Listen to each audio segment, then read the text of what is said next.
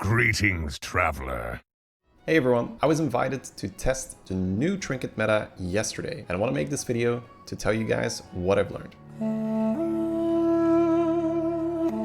The first thing I want to talk about is trinket selection. Your first trinket gets offered on turn 6, that's the 8 gold turn. What worked really well for me is to go for a high tempo selection. This is because you are going to be in this huge power spike turn where a lot of people are going to hit something really nice and their board suddenly gets way stronger. Unless you have a phenomenal start where you have really strong minions. Let's say you're Lich King and you've already hit 2 automatons and you're reborning them and you're just getting stronger. You're probably not going to be able to get away with picking something like a trip voucher or any other trinket that is going to give you value later on, because you're going to hit people that have a strong board right now and you will lose a lot of health and the game will end quickly. You could even die before your greater trinket gets offered. What are some examples of high tempo picks? The Kaboom Bot portrait will give you a Kaboom Bot. Presumably you already have one because it got offered to you, and now you're dealing lots of damage with your bombs. It is immediately strong, you immediately kill more of your opponent's board,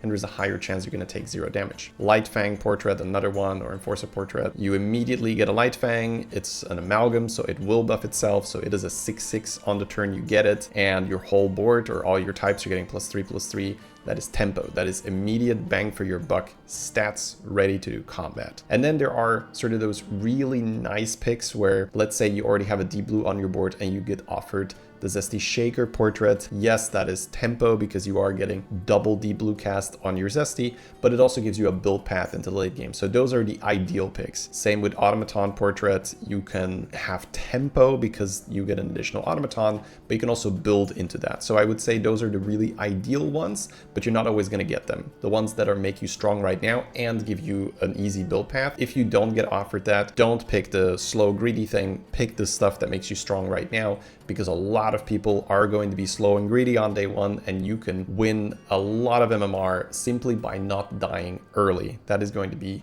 really nice on day 1.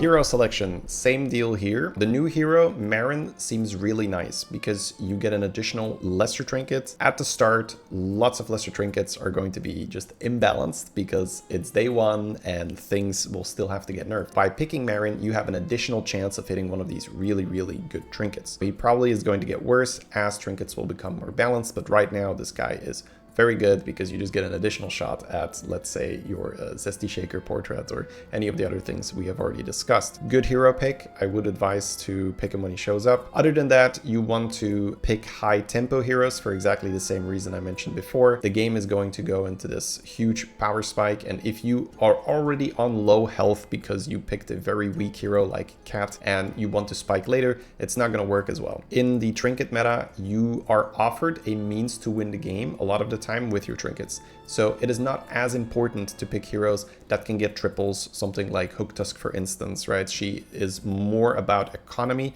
but in a meta where it's about power spiking so early and you will be essentially guaranteed a power spike because the game will hand it to you, it seems far more important to pick early tempo heroes that can save a lot of health and set you up for a good trinket turn.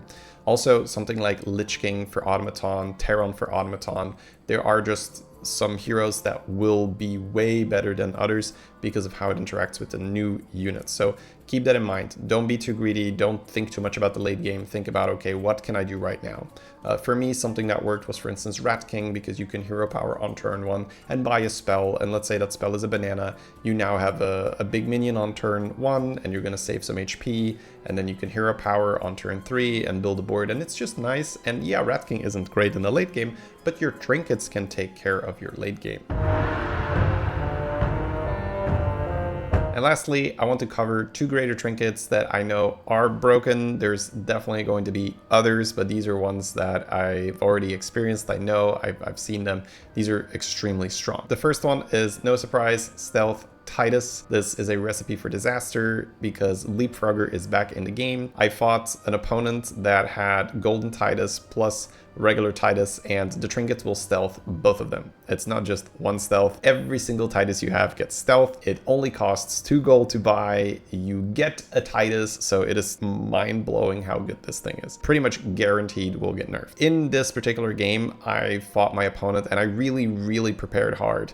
I made double big Wind Fury cleaves, and it didn't matter, because now with Mana Saber, you have a beast that when it dies, it produces a taunt, so it's very difficult to get to those Titus, especially because he had regular Titus, golden Titus, so even if I do get to cleave a beast next to the stealth Titus, I will still only kill the regular Titus, and the golden Titus is guaranteed to survive. So very, very good, very, very frustrating to play against, and you should definitely exploit this before it gets nerfed, because it's pretty much free MMR when you see this trinket pop up and you have any way to go into the Leaper build. The other one is the Sushi Roll, the 6 gold, your spellcraft cast twice. Insane if you have a setup with Nagas, because Deep Blue casting twice is so good.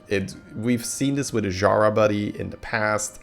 If you can cast Deep Blue twice, it's a recipe for trouble. It goes twice on your Zesties, it goes twice on anything you cast, and you can just throw all those buffs in the shop and then play a bunch of Shelemental spellcrafts afterwards, which will also cast twice, so super dumb. Really, really strong. You're pretty much guaranteed to get a large Deep Blue stack because you cast twice.